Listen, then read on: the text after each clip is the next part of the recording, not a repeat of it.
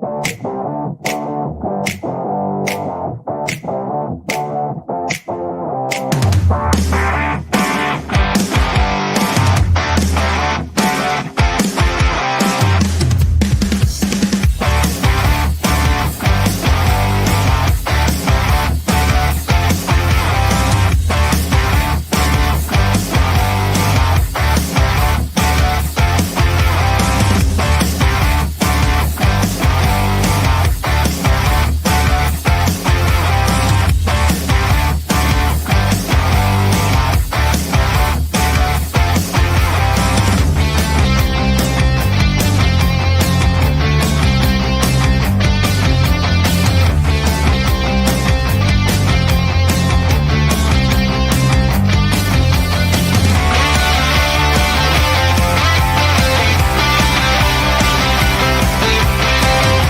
wouldn't build a house without a foundation, so don't build your business without one.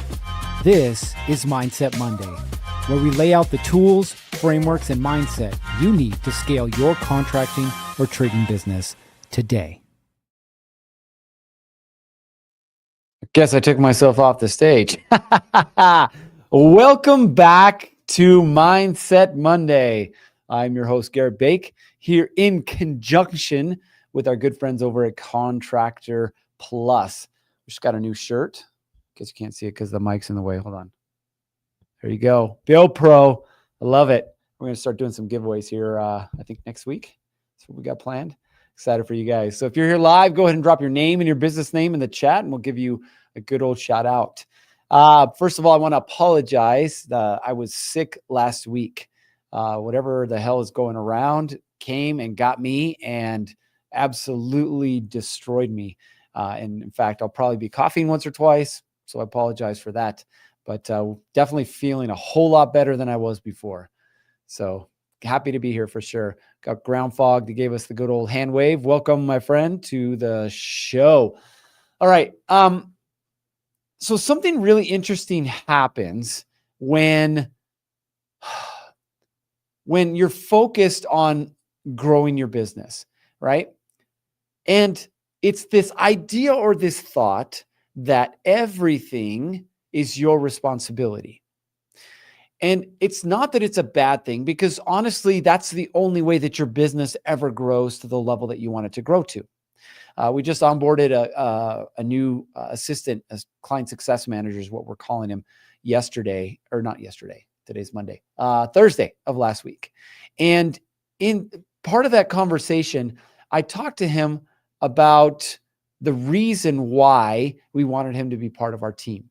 But I also talked to him about the hardest thing that I have, and that's letting go, right? Letting go of everything, letting go of control over what happens and how it happens, right? And this is the biggest reason most contractors get stuck. Again, if you're here with us live, go ahead and drop your name and your business name in the chat, and we'll give you the good old shout out. This is why contractors get stuck, right? So how many of you are over 7 figures? There's probably a handful of you, and some of you are under 7 figures. This is not a revenue thing, though. This is a growth thing, right? And as you're growing your business, you're going to notice that you have a really hard time letting go, right? Which makes you, unfortunately, the bottleneck. The bottleneck. And what is a bottleneck, right? That is the place that everything seems to get stuck. Some of you guys grew up like I did, right? Drinking from the garden hose, as they say. And what was the worst thing about watering your lawn with the hose? It's when the hose would get a kink, right? And you'd have to go find the kink, and you have to let out the kink. Then all of a sudden the water would shoot out, right? You are the kink right now in your business. You are the reason that your business isn't growing anymore. Now, some of you are here with their partner and you're like, well, I'm not the bottleneck. My partner's the bottleneck. Doesn't matter. You're one of the owners. There are bottlenecks in your business. And the unfortunate truth is you and or your partner are the bottlenecks. And so you want your business to keep growing. The problem is it won't, because of one person. That's you. We've got, let's get some shout outs here. We got Doyle Coleman says, hi, welcome. We got Zenthic. I think I said that right. Says hi. We've got Stacy with Great Solutions. Welcome to the show. We got Joseph with MJ Plumbing, excuse me. Welcome. We got Tom Lindstrom with Handy Dandy Handyman Service. Welcome to the show. So why is it that we have a hard time letting go, right? You hired people, you probably bought some kind of software, you quote unquote delegated it. So why is it that everything still runs through you? I want you to consider something. I want you to consider this thought, that the problem isn't your team. The problem isn't your CRM. The problem is how you designed your business. Let me repeat that for you. The problem is in your team. It's not your software. It's not the logo on the side of your truck. It's not your website. The problem is how you designed your business. Because the unfortunate thing is you've designed a business that has to run through one person and one person only, and that's you, right? So I want to show you today how to get out of your own way and the steps that you can take to make a business that runs without you. Now, I want you to understand something. I'm just like you, right? And I've gone through a lot of these things, but I can tell you today, for example, I don't know exactly what's happening on the 2 job sites we're on. I don't. Is that a bad thing? No, it's not, because we have my wife, who's my partner, who runs operations. She knows exactly what's happening. She's managing the subs. She's communicating with the supervisors and with the project managers. I don't have to be, and I trust her. Okay. But I'm going to show you what this process looks like. We got Randy says, have a great day from Oklahoma. Hopefully there's not too much ice down there for you, my friend. So number 1, okay, the business is built around you. It's built around you. So when you think about this, you're probably like, why do people keep calling me? Because they have to, because you've created a business that has people needing to call you. Hey boss, we're short on supplies. Do you want me to go pick this up? Hey, the client says that they're not ready. So what should we do? Hey, and we just keep finding reasons to have people call us. And I get it. At the beginning, it sounds and feels really cool. You're like, da, da, da, da, I got my Superman cape on. Hey, all decisions run through me. It's nice to feel needed until it's 11 o'clock at night. And you're realizing that the work you should have gotten done during the day, you're having to get done at night because you're too busy putting out fires during the day. Tell me I'm wrong. We got Nancy with Hummingbird Handyman out of Colorado. Welcome to the show. Julie, welcome. It's been a while, but so glad you can make it. We are very happy that you're here. Handy Hands Home Improvement out of Bloomfield, New Jersey. Welcome to the show. It feels good to be wanted. It feels good to be wanted, right? Except that that's actually what's holding you back. Every decision has to run through you. Every meeting, you run. Every client, it's through you. Every bidder, every estimate, through you. You answer every question. You approve every decision. You fix every mistake. You are the one that holds the relationships. And so now you've created a team, which is great. Listen, I love having my team. I love them. But what I don't want is my team waiting for me, right? Imagine if you didn't have your phone. If you could go a week without your phone and your business still runs, congratulations. You've created something that can run without you. If you can't go 5 minutes without your phone ringing or having to answer a phone, you know exactly where you're at. Nancy says, will this be recorded? Yeah, it will on Facebook. It'll be recorded. We got Rachel with NSP Construction in West Virginia. Welcome to the show. So think about this for a minute. Okay. If the business can't move without you, you didn't build a team. You just collected a whole bunch of helpers, right? So think about this as we're moving forward, right? Because I want to talk about how to get out of your own way, how to get on your own way, right? Again, it feels really good to have solutions to problems, except when they're the same problems and the same solutions. And it's like Groundhog Day every day. We have an electrical contractor that we worked with. He did about $3.5 million this last year. One of the biggest things that he had to let go of was making all the decisions. And he would come in at the beginning of the year frustrated and tired. My project managers don't seem to get it and they don't understand. And they this, they that. And I said, all right, so what would happen if you shut off your phone? He's like, I don't know. I think my business would collapse. And I said, what's missing? Well, what do you guys think was missing? Right? There wasn't a definition to the problem. Okay. Your job is not to answer the question. Your job is not to put out fires. Your job is to say, what's happening? Why is it happening? And how do I keep it from happening again? What's happening? Why is it happening? How do I keep it from happening again? Because if not, you're just going to be dealing with the same things over and over and over again, right? I have an employee, Chelsea. She's been my assistant for 6 years now. I love Chelsea. She's amazing. We've started this new process where we have this video editing service, and they're supposed to edit the videos for us in a certain format, blah, blah, blah, and then help us be able to post those on social media. Well, they haven't been doing it.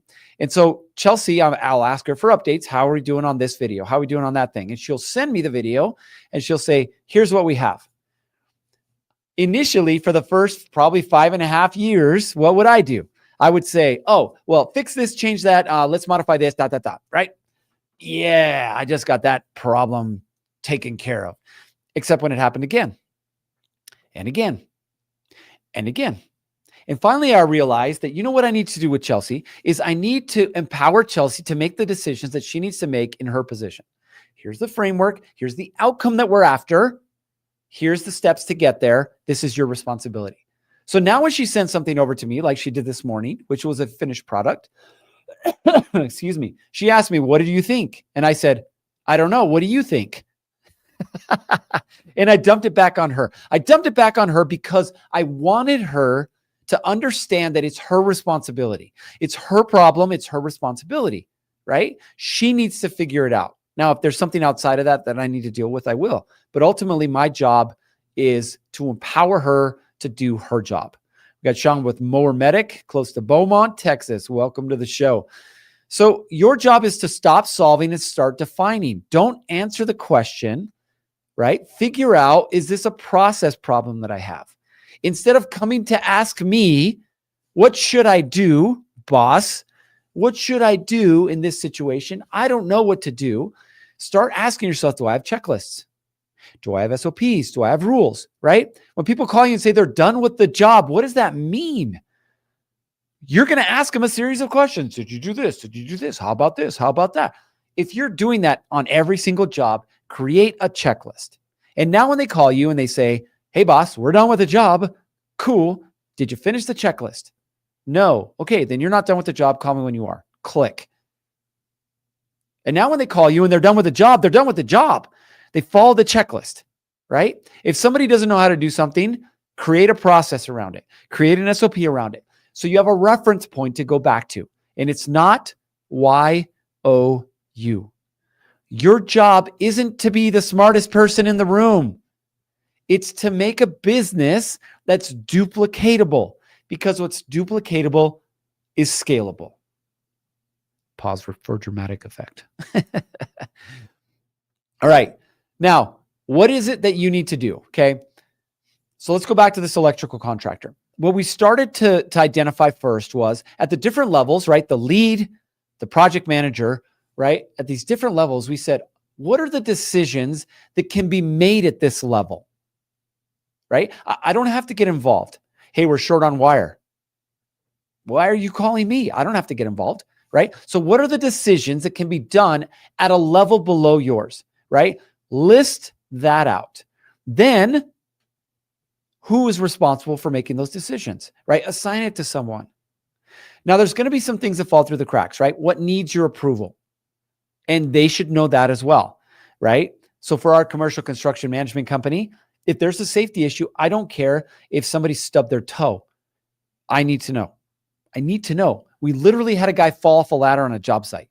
You think OSHA likes that? No. You think I like it? No. But I need to know. Why do I need to know? Because it's a decision that I need to be involved in, right? Materials were short. I don't care. Figure it out. Does that make sense? Now, people, whoever you have on your team, whether it's your first hire, your 10th hire, your 30th hire, people can't own the results if they don't own the decisions. So if you want somebody to be responsible for something, they need to own that decision. Okay? They need to own that decision. You can't delegate responsibility without delegating authority. They need that authority, so give it to them. Now, it doesn't mean that you turn your back and ignore it. You still hold them accountable, but they need that authority. Third thing, and this was really hard for me. In fact, it still is. Let them do it their way. Let them do it their way. How many different ways are to put a shingle on a roof? How many different ways are to the wire? How many different ways are to mow a lawn? How many different ways are to put on a new door? There's so many different ways to do it. You're going to create your standard. As long as this is the end result, do it your way. They might switch some steps around. They might find a better, faster, more efficient way to do it. Great. As long as this is the finished product, that's what we care about. So let them do it their way. Okay. Otherwise, what are you going to be doing? You're going to be nitpicking. John, did you do step 5? I didn't do step 5. It wasn't applicable on this install. Actually, it was, and you skipped step 5. And why didn't you do step? Oh my goodness. You're slowing down everything else, right? Standards. Listen to me. Standards, right? People talk about standards all the time. I have it on my wristband, right? Raise the standard. People talk about standards all the time. Standards define what good looks like, not how every step looks, right? What good looks like, not how every step looks. Your job is to define what good looks like, right? Last point inside of here. There's going to be a learning curve. There is. And you have to be comfortable with it, right? That's not failure, right? That's training opportunities. Now, obviously, we want to see improvement, right? But understand there's going to be a learning curve. Just remember this. If it only works for you, it's not a system, okay? And we're after creating a system. So what's the first step then to build a business that can run without you? Like, in September, we're going to Europe for 2 weeks. I'm so freaking excited. Always want to go to Europe. We wanted to go this last year. Our daughter decided to get married and move into our basement. So that went, that's where all my money went, right? Wanted to go to Europe. We're going this year for 2 weeks. I have to have a business that can run without me for 2 weeks, right? So what's the first step? Okay. The first step isn't necessarily about hiring more people. Okay. It's not about hiring more people. It's removing yourself from the middle. It's removing yourself from every little step. So how do we do this? Okay. Here's what I want you to do. Super simple. Okay. At the end of every day, look back over your day and say, what were 2 or 3 things today that happened and I was involved or had to run through me that didn't need to? It could have been a phone call. It could be a text message. It could be an approval. It could be any of a number of things, right? 2 or 3 things. And then say, okay, how do I remove this from being my responsibility? It's either a role, it's a rule, or it's a system, right? How do I remove that? And I need to assign it to someone because otherwise it's just going to sit there, okay? And as you start to do this, you're going to see that what seemed to be an overwhelming amount of crap on your plate is now slowly starting to dwindle. And I'll tell you right now, it's scary and exciting, but it's scary and exciting the fact that I have somebody that manages all my social media, manages my conversations, books things on my calendar, and we have all these things happening where I don't have to be involved. And that's in the consulting. Let's go to the construction company. My job is to bring in leads. That's it. Shake hands, kiss babies, build relationships, get opportunities coming in the door. We have somebody else who's in charge of the estimating process. We have somebody else who's in charge of the bidding process. We have somebody else who's in charge of finding and vetting the subs that we use for jobs. We have somebody else that's in charge of billing and payroll and all of that stuff. I don't have to be involved. That business, now we are going to have to find somebody for my wife, full transparency, but that business I could leave for 2 weeks and not be concerned about it, right? So as we wrap up this conversation, I want you to think about this, okay? A couple of key points. Number one, the business is built around you. And that's just a reality you're going to have to come to terms with. And if you don't want it to be built around you, you have to start defining standards. You have to start pushing responsibilities and decisions somewhere else. You have to start letting go of control, right? The first step in creating a business that can run without you is removing yourself from being in the middle of everything, okay? The goal is not to work harder. or to be needed. The goal is to create something that can work without you. All right. Listen, that's the end of our conversation today. If you guys are interested in figuring out how you can create a business that can run without you, other than the steps we just give you, we'd love to have a conversation with you. You can go ahead and shoot me a message. I'd love to chat. We got some of our clients on here, which I'm super happy that they're here, learning and growing and continuing on that path to progress. But listen, one step at a time, one thing at a time. One of my favorite books is called The One Thing. And I love it because it takes what's complicated and just simplifies it down. If you're like me, there's 100 different things going on. Pick one, focus on that one. Let's solve that one thing. Okay. And I guarantee you will move from where you're at, a business that is tied around you and dependent on you, to one that can run without you. All right. That's all I got for you. You guys know what time it is. It's time to get after it. 3, 2, 1. Off you go.